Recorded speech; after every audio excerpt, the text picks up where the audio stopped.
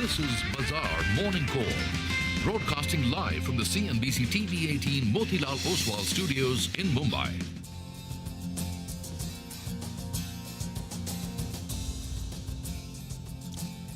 Good morning. You're with us here on a fresh new edition of Bazaar Morning Call. It's a Monday morning, start of a fresh new week, and we are coming in with some really good positive cues. We, of course, get track markets, corporates, and a lot of commentary which we are getting through the course of the day. I'm Prashant. With me, my colleagues Sonia and Nigel. Guys, good morning. Hi, good morning, Prashant. Good morning, Nigel. And, Prashant spoke about a lot of positive cues, right?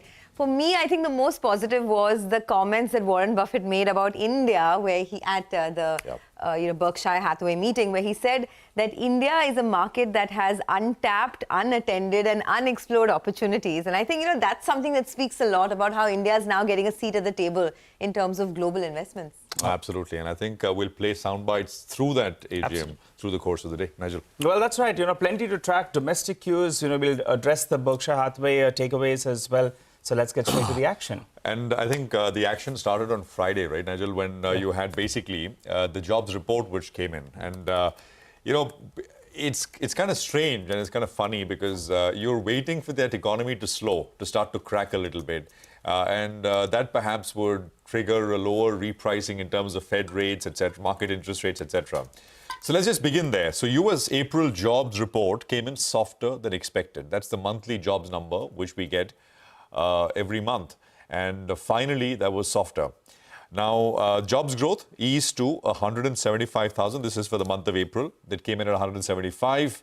It was almost, for the last 3-month average, was 270. So it was meaningful slowdown. By the way, 175 is still solid. It's not like it's very weak or anything, but it was running too hot and it cooled down a little bit. The unemployment rate also rose. I mean, we're rounding off the numbers, but 3.8 in March and now in April, 3.9%.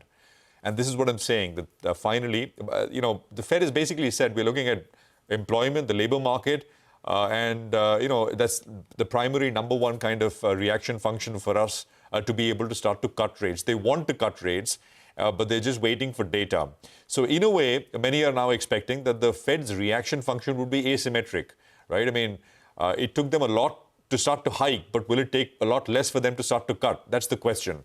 Now, policy expectations have seen a sharp dovish repricing after the jobs report. And why do I say that? So interest rate markets are now expecting they have about a 45% probability of a 25 basis point rate cut by July. I think that is interesting.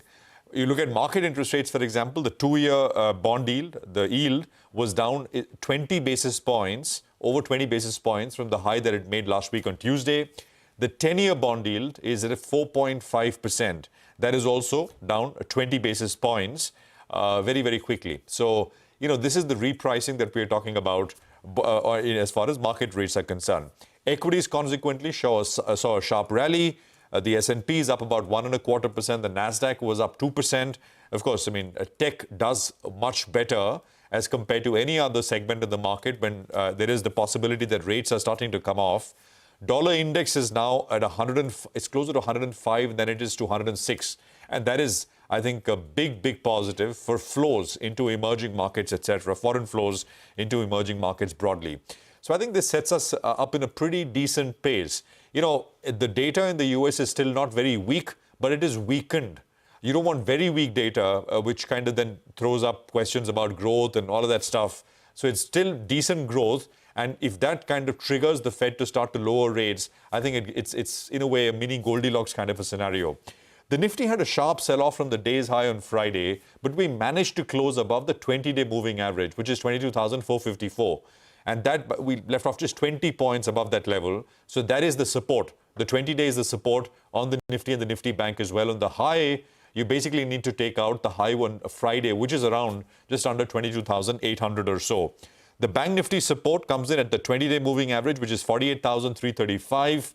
There you need you need to take out 49,975. You basically are looking at waiting for that 50K number to appear on the screens. GIFT Nifty will come up on your screens.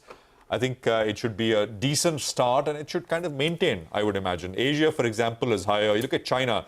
Although for China, that market is coming back and trading after about 3-4 days of holidays. And while China was shut, the Hang Seng market is up about 4%. So China is catching up. But in any case, look at some of the other Asian markets, the reaction is positive and it's holding. So I think we start higher and maybe even build on this a little bit through the course of the day. Sonia. Oh, absolutely. And, very strong global cues is what we're dealing with this morning. So that's one thing which is really working in our favor, right? The Dow was up almost 450 points on Friday. So we are starting with handsome global cues. And that's something I think that the street will sort of pick up on as we move into, the latter half of trade as well. Not just that, I reckon the market dips, the dip that we saw on Friday, perhaps could get bought into in a big way, purely because it was a one-day dip that we saw on Friday. Largely, this has been an uptrending market. Since the trend is our friend, we can perhaps expect to see those dips getting bought. Now, in terms of numbers as well, largely the corporate earnings were positive. Kotak Mahindra Bank is the one that saw a very good set of numbers, healthy growth there. CLSA has in fact upgraded Kotak Bank to a buy. They have a target price of 1920. They like most of the internals in Kotak Bank, so that's going to keep the market afloat. Avenue Supermart's numbers were pretty good as well, so no problems over there.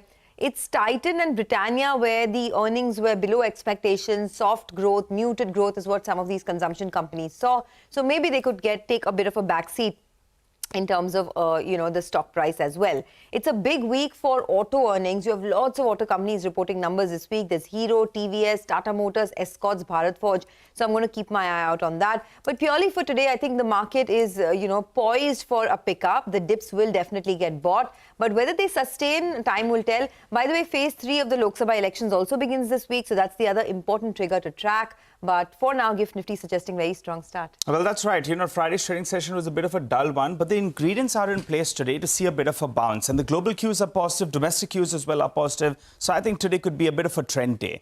You look at the global cues, you have the dollar index as well as, crude oil prices cooled. You have yields as well are lower. So global cues are positive.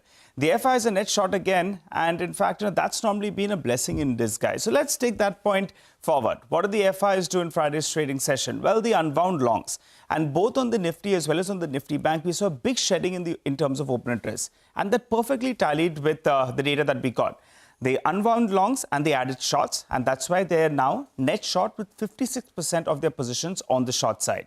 And if we pull up the trend, you'll see that the swing factor out there is close to around 70,000 contracts in a single session. 25,000 net long contracts comes down to around 46,000 net short contracts. I always mention this. A market that has shorts in the system actually gives you a reason to move up. So that's played out perfectly according to the script. What about the options data?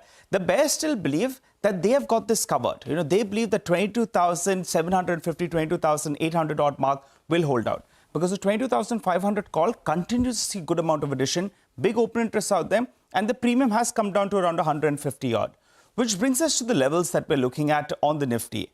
Till the 20 and the 50 DMA, till they are holding out, you'll have to say that this market still is in an upward trend. So that's the level we're looking at. This is a crucial range that the Nifty bulls will like to defend. On the upside, 22,750, as I mentioned, 22,800, that's a resistance zone. Similar is the case of the Nifty Bank.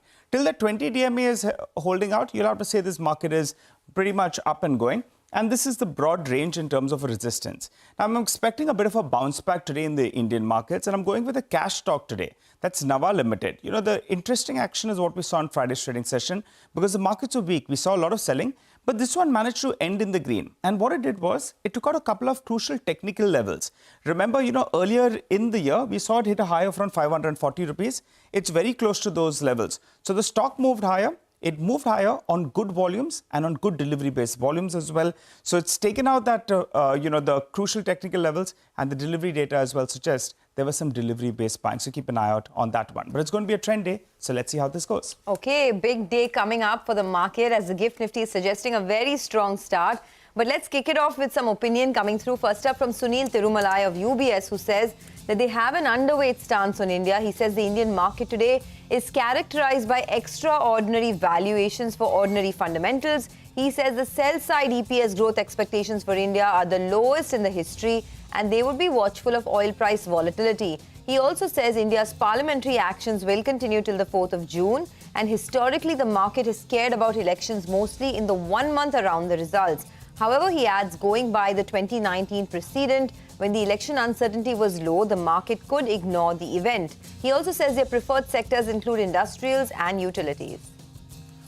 Okay, we also have a macro call coming in. This is from Samir and Chakrabarti of Citi, who says that the RBI has announced a 40,000 crore rupee buyback of government securities. This came out on Friday after markets shut. And he says that these bonds were anyway maturing in the second half of FY25, which would immediately release this amount of money, 40,000 crore rupees of liquidity, into the banking system. This should help ease tightness that is seen in late April. He says the RBI might have anticipated that election-related constraints on government spending would further increase liquidity tightness. Samir goes on to add, this proactive measure from the RBI should be a positive surprise for the market, especially because he says that liquidity tightness was not that severe in any case. April, according to him, was the best period for liquidity over the last 6 months, which kind of supports their view of a possible move in RBI stance to neutral in the June policy. All right, let's also get you some money market views for the day. On the rupee, Kunal Sodhani of Shinhan Bank says the US non-farm payrolls came in weaker than expected in April, along with lower than expected wage growth. He says the odds of a Fed rate cut in September increase, which seems to be applying pressure on the US dollar. He also says the dollar index still finds immediate support at 104.7, a break of which can open doors for 104.2 levels. For the dollar INR, he says 83.30 acts as a support, while 83.50 is a resistance. Ajay Magnolia weighs in on bonds. He's, of course, with JM Financial. He says global markets have been volatile in April, with yields inching up by 18 to 20 basis points in data. On the contrary, he says domestic yields remain resolute.